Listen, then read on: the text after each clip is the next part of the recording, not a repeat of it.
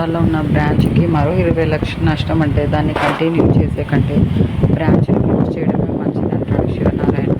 అప్పుడు శివనారాయణ గారికి రెస్టారెంట్ నడపడం చేత కాదు, అందుకే బ్రాంచ్ క్లోజ్ చేసేసారు అంటుంది జోష్న. అనని అంటాడు శివనారాయణ. అనిపించే పని దీప తీసుకొచ్చినప్పుడు జనం నడపలో తప్పేముంది అంటాడు.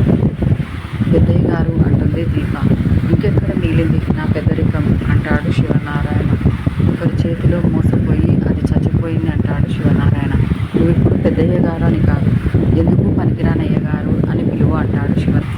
తప్పు చేసింది అయ్యగారు, సరిదిద్దుకోవడానికి ఒక అవకాశం ఇవ్వండి అంటుంది దీప. ఎలా సరిదిద్దుకుంటావు అంటుంది జోష్న. ఎలా సరిదిద్దుకుంటుందో అది తన ఇష్టం అంటాడు కార్తీక్. ఇప్పుడు నష్టం జరిగింది తన బ్రాంచ్ కాబట్టి ఆ నష్టానికి సంబంధించిన బాధ్యత కూడా దీపే తీసుకోవాలంటాడు కార్తీక్. కేవలం ఈ నష్టం ఒక బ్రాంచ్కి మాత్రమే ఉండదు, మొత్తం సంస్థకి ఎఫెక్ట్ అవుతుందంటాడు కార్తీక్. చేసిన తప్పుకి బావ ఎక్కడైతే యాక్షన్ తీసుకుంటారో భార్య మీద అని ముందుగానే జాగ్రత్త పడుతున్నావా బావ అంటుంది జోష్న. అయితే బాధ్యత నువ్వు తీసుకుంటావా అంటాడు కార్తీక్. నేనెందుకు తీసుకుంటానంటుంది జోష్న. మరెందుకు మాట్లాడుతున్నావు అంటాడు కార్తీక్. రోడ్డు మీద వెళ్తున్నప్పుడు మన తప్పు లేకున్నా మనకు యాక్సిడెంట్ జరగవచ్చు అంటాడు కార్తీక్. అక్కడే ఏడుస్తూ కూర్చోం కదా, తర్వాత ఏం చేయాలో ఆలోచిస్తాను. ఇక్కడ అదే జరుగుతుంది. ఇదిగో ఈ మట్టి మనిషి ఉంది కదా, ఈవిడకున్న చెడ్డ అలవాటు ఏంటంటే అందరినీ గుడ్డిగా నమ్మటం. నవ్వుల వెనుక విషయాలుంటాయని, అందమైన మాటల వెనుక గోతులు ఉంటాయని ఈ మనిషికి తెలియదు అంటాడు కార్తీక్. ఎందుకంటే ఈ మనిషి మట్టి మనిషి. మట్టికి కల్మషం ఉండదు, నీరు పోసినా తీసుకుంటుంది, విషం పోసినా తీసుకుంటుంది. ఒక ఆర్డర్ వచ్చిందని చిన్నపిల్లల సంతోషపడి దీపకు నా దిష్టి తగ్గుతుందేమో అనుకున్నాను, కానీ ఎవరి దిష్టి గట్టిగానే తగిలింది. తను కడుపుతూ ఉందని తెలిసిన నిన్నటి నుంచి ఆర్డర్ గురించి ఆలోచిస్తూ ఉంటుంది. కస్టమర్కి మంచి క్వాలిటీ ఫుడ్ ఇవ్వాలి, దీనివల్ల మనకి దండిగా ఆర్డర్లు రావాలి, ఈ సంస్థలోనే నా బ్రాంచ్ నెంబర్ 1గా ఎదగాలి, పెద్ద ఆయన నన్ను మెచ్చుకోవాలి, ఇలా ఏవేవో రాత్రంతా చెప్తూనే ఉంది. ఇన్నిసార్లు ఎందుకు చెప్తున్నావు దీప, నువ్వు పడుకుంటేనే నీ కడుపులో ఉన్న బిడ్డ పడుకుంటుంది అని చెప్తే తనేముందో తెలుసా తాత అంటాడు కార్తీక్. పెద్ద ఆయన గౌరవం కోసం నేను నా బిడ్డ ఇద్దరం కష్టపడతామంది దీప అంటాడు కార్తీక్. తన కష్టం ఎప్పుడు బూడిదలో పోసిన పన్నీర్ అయిపోకూడదు సార్ అంటాడు కార్తీక్. తనకొక్క అవకాశం ఇవ్వండి అంటాడు కార్తీక్. ఇవ్వకు తాత అంటుంది జోష్. ఇవ్వకపోతే ఎలా నిరూపించుకుంటుంది అంటాడు కార్తీక్. నిరూపించుకుంది చాలు అంటాడు శివనారాయణ. ఆల్రెడీ నేను ఒక అవకాశం ఇచ్చాను, ఇదే మొదటిసారి, ఇదే ఆఖరిసారి అని కూడా చెప్పాను. ఇప్పుడు మరోసారి క్షమించి నా మాట మీద నేనే నిలబడకూడదు అంటావా? అందుకే నేను ఒక నిర్ణయం తీసుకున్నాను, చెప్తా వినండి. కంపెనీకి ఇంత నష్టం తీసుకొచ్చిన దీప మళ్ళీ ఈ సంస్థలో అడుగు పెట్టడానికి వీల్లేదు. తన నిర్లక్ష్యానికి బలైన ఈ సంస్థ వేరు కాబట్టి తన ముఖం నేను ఇక జీవితంలో చూడను. ఈ నష్టాన్ని నేనే ఏదోలా భరిస్తాను. ఇంకా నువ్వు బయలుదేరు అంటాడు శివనారాయణ. పెద్దయ్య గారు అంటుంది. నేను చెప్పడం పూర్తయింది, ఇంకా నువ్వు బయలుదేరు అంటాడు శివనారాయణ కోపం. పెద్దయ్య గారు నాకు ఒక అవకాశం ఇవ్వండి అంటూ దీప పెద్దయ్య గారి కాళ్ళ మీద పడుతుంది. నాకు సరిదిద్దుకోవడానికి ఒక అవకాశం ఇవ్వండి అంటుంది. ఒక్క అవకాశం ఇవ్వండి సార్ అంటాడు కార్తీక్. ఒక్క అవకాశం ఇవ్వడంలో తప్పు లేదేమో నాన్న అంటాడు దశరథ.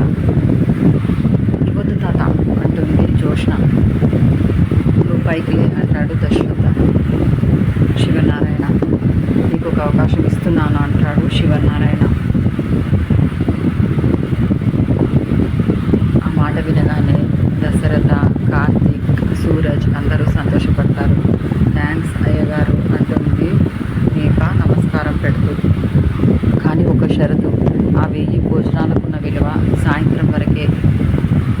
సాయంత్రంలోపు ఆ భోజనాల్లో ఒక్క మెతుకు కూడా మిగలటానికి వీల్లేదు, అంతా సేల్ అయిపోవాలి అంటాడు శివనారాయణ. అప్పుడు దీప కార్తీక్ని చూస్తుంది. అప్పుడే నీ సమర్థత బయటపడుతుంది అంటాడు శివనారాయణ. ఆర్డర్ తీసుకున్నది నువ్వే కాబట్టి కార్తీక్ చెప్పినట్టు బాధ్యత కూడా నువ్వే తీసుకోవాలి అంటాడు. ఏం చేస్తారో చేయండి, నాకు డబ్బు నష్టం కానీ పరువు నష్టం కానీ జరగడానికి వీల్లేదు అంటాడు. మోసపోయిన మనిషిగా నేను నా ఎంప్లాయర్స్ ముందు తిరగలేను.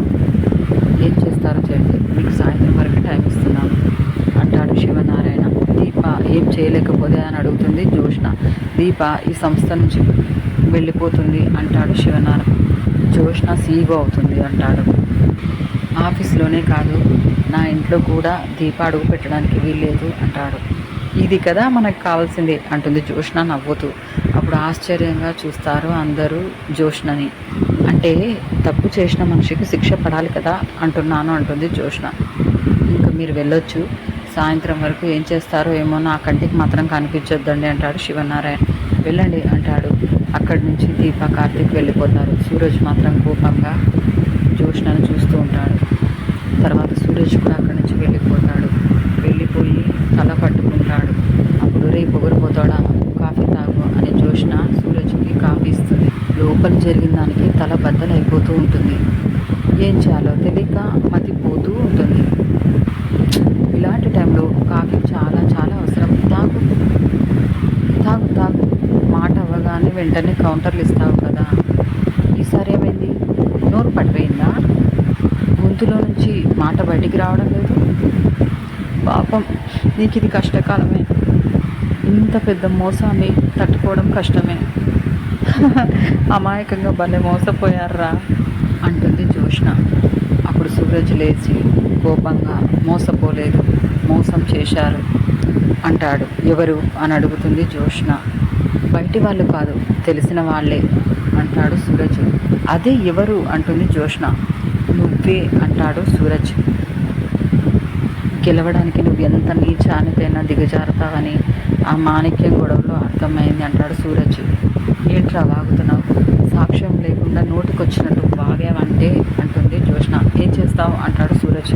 నేనేం చేయాల్సిన అవసరం లేదా, మీ చావుని మీరే కొని తెచ్చుకున్నారు అంటుంది జోష్న. 5వ తరగతి కూడా పూర్తి చేయని ఆ వంటలక్క ఈ కంపెనీకి సీఈఓ అవుతుందంటే నువ్వెలా నమ్మావురా అంటుంది జోష్న. నువ్వు ఇంత చదువుకున్నావు, వెనుక ముందు ఆలోచించకుండా దానికి సాయం చేయడానికి ఎలా వచ్చావంటుంది జోష్న. నీ సలహాలు, నీ సూచనలు నాకేం అవసరం లేదు, గెట్ లాస్ట్ అంటాడు సూరజ్.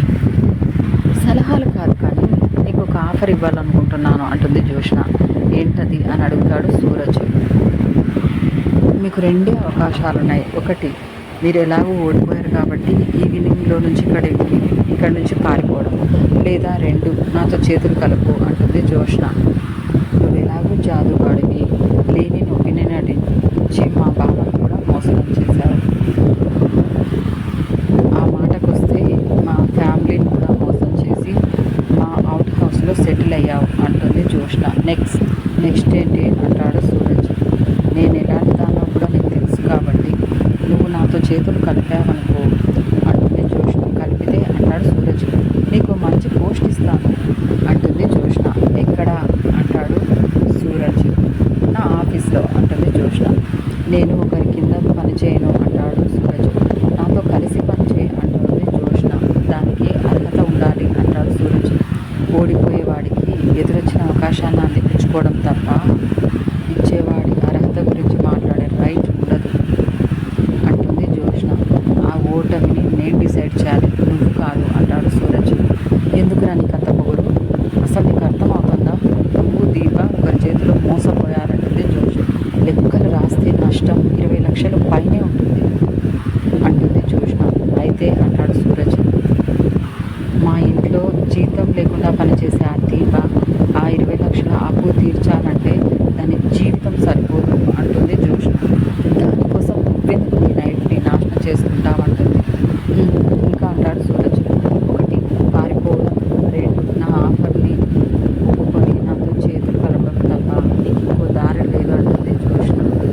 ఇప్పుడు సూరజ్ కాఫీ తీసుకొని తాగి, కాఫీ బాగుంది, థ్యాంక్ యూ అంటాడు. నేను చెప్పింది నీకు అర్థమవుతుందా అంటుంది జోష్న. ఒకరు ఆఫర్ ఇస్తే తీసుకోను, నాకు ఆఫర్ నచ్చితే తీసుకుంటాను అంటాడు సూరజ్.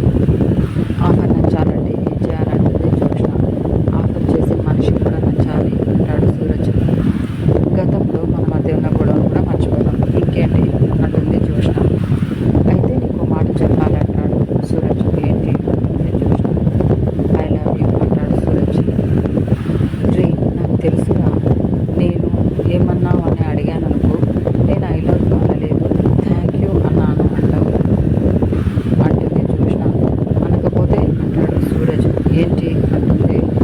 జోష్న. నేను ఏది రెండోసారి చెప్పను అంటాడు సూరజ్. రెండోసారి చెప్పడానికి ఉండవులే పోరా అంటుంది జోష్న. ఆ వంటలక్క చేసిన వంటలు ఏం చేయాలో తెలియక ఓ మూలన కూర్చొని ఏడుస్తుంటుంది. వెళ్ళి ఓదార్చు అంటుంది జోష్న. అంతకు మించి మీరిద్దరు చేసేది ఏమీ లేదు అంటుంది జోష్న. థ్యాంక్ యూ అంటాడు సూరజ్. కాఫీ చాలా బాగుంది అని చెప్తాడు. వెళ్ళరా వెళ్ళు, నీ పొగరు ఇక్కడే దిగిపోతుంది అంటుంది జోష్న.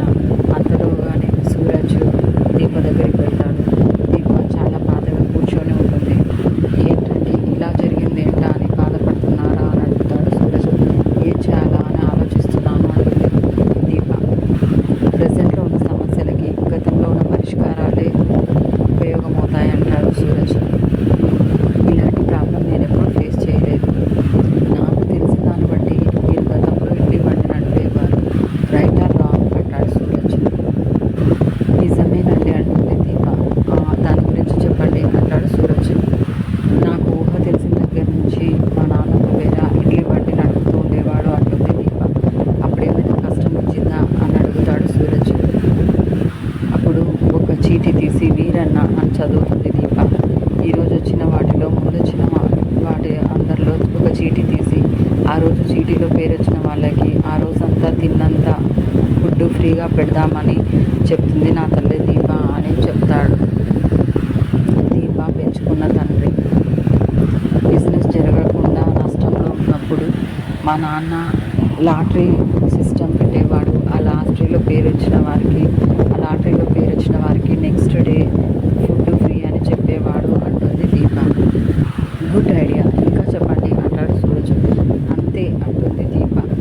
ఇంకా చెప్పండి అంటాడు సూరజ్. ఫుడ్ మిగిలిపోతే ఏం చేసేవారు అంటాడు. నేనైతే మిగిలిపోయిన ఫుడ్ తీసుకెళ్ళి ఏదైనా హాస్పిటల్కి వెళ్ళి బయట ఉన్న వాళ్ళకి పంచిపెట్టేదాన్ని అనేది దీప. ఆ తర్వాత ఎవరైనా డబ్బు ఇస్తే డబ్బులు వద్దు అని అనేదానిని అంటుంది దీప. కొన్నిసార్లు అయితే వాళ్ళ కోసమే ఫుడ్ తీసి పెట్టేదాన్ని, అంతేకాని ఏ రోజు మిగిలిపోయిన ఫుడ్ని ఇంటికి తీసుకెళ్ళలేదు అంటుంది దీప. పదండి అంటాడు సూరజ్. ఎక్కడికి అని అడుగుతుంది దీప. ప్రజెంట్లో మన సమస్యకి మీ గతమే పరిష్కారం అయ్యింది అంటాడు సూరజ్. అర్థం కాలేదు అంటుంది దీప. నాకు ఒక ఐడియా వచ్చింది, పదండి ముందు మనం డిస్కస్ చేసుకొని ఆ తర్వాత మనం పెద్ద ఆయన దగ్గరికి వెళ్దామంటాడు సూరజ్. మళ్ళీ పెద్ద ఆయన దగ్గరికంటే అంటుంది దీప. మనం పడిపోయాం, ఊడిపోలేదు అంటాడు సూరజ్. అంతటితో ఈరోజు ఎపిసోడ్ అయితే ముగిసిపోతుంది. మళ్ళీ నెక్స్ట్ ఎపిసోడ్ కోసం నా ఛానల్ ఖచ్చితంగా సబ్స్క్రైబ్ చేసుకోండి. Thank you.